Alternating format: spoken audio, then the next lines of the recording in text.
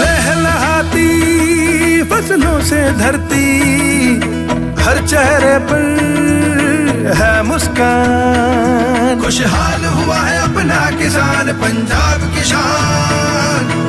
पंजाब सरकार किसानों की बेहतरी के लिए प्रतिबद्ध है। खाद, बीज और बिजली की आपूर्ति से लेकर फसलों का उचित मूल्य सुनिश्चित करने तक हर जरूरी कदम उठाए जा रहे हैं ताकि किसानों को अधिक लाभ मिले।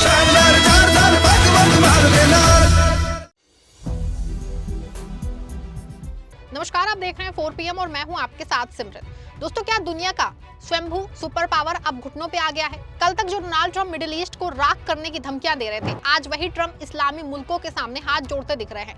अंदर की खबर है कि ट्रंप ने तुर्की, मिस्र, पाकिस्तान और कतर जैसे देशों के जरिए ईरान को मनाने के लिए फोन डिप्लोमेसी शुरू कर दी है। ट्रंप चाहते हैं कि किसी भी तरह 5 दिन के युद्ध विराम के बाद पूरी तरह से सीज फायर लागू हो जाए, लेकिन तेहरान का जवाब सुन के ट्रंप के पैरों तले जमीन खिसक गई है।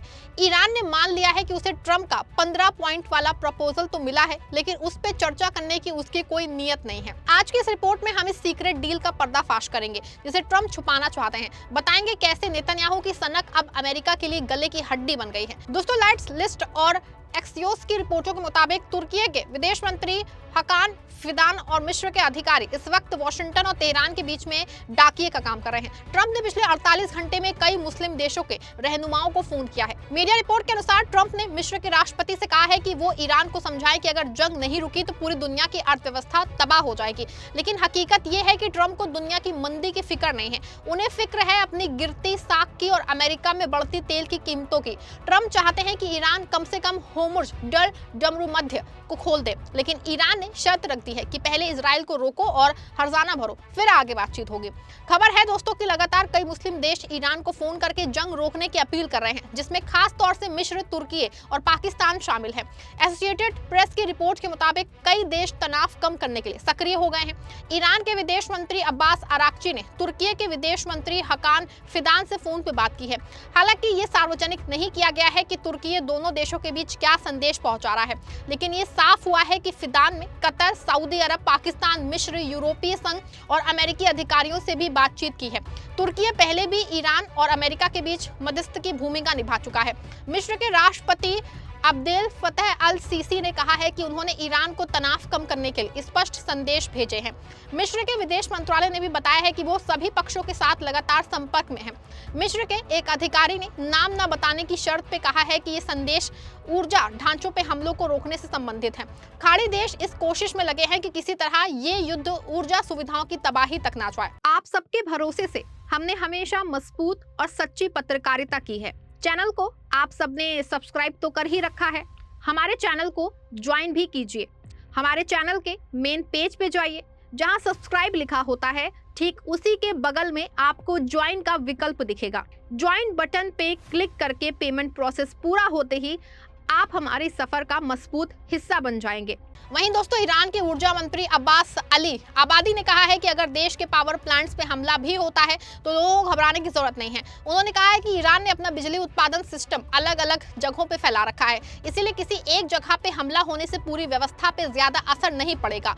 मंत्री ने भरोसा दिलाया है कि अगर कोई बिजली घर खराब होता है तो उसे फौरन ठीक कर दिया जाएगा और पहले से बेहतर बनाया जाएगा। आपको बता दें कि एक तरह की खबरें थी कि ईरान के पावर प्लांट को खत्म करने से पहले अमेरिका ने 15 पॉइंट्स के फॉर्मूले के साथ 5 दिन की मोहलत दी है।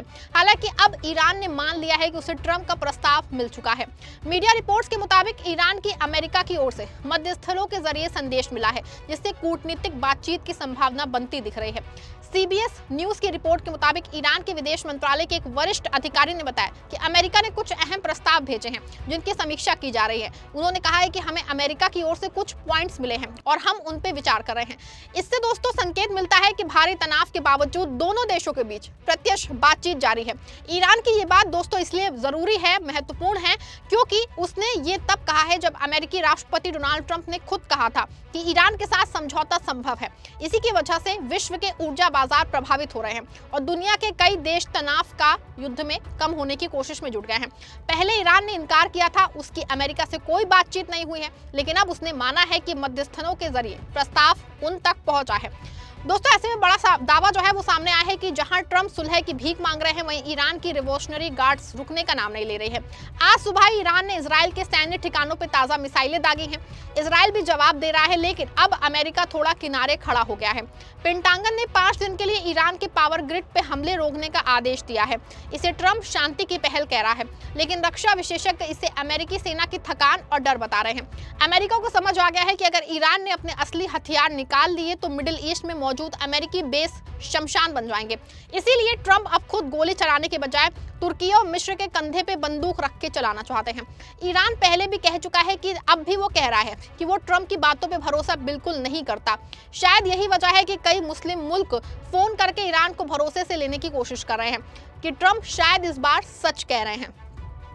दोस्तों आपको यहाँ बता दें कि ट्रंप ने 5 दिन जंग पे ब्रेक लगाया है, वहीं नेतन्याहू लगातार जंग लड़ रहे हैं। अब ट्रंप शांति की बात करते हैं तो नेतन्याहू तेहरान पे बमबारी तेज कर देते हैं। इजराइल के प्रधानमंत्री को डर है कि अगर जंग रुकी तो उनकी कुर्सी जाएगी और वो जेल चले जाएंगे।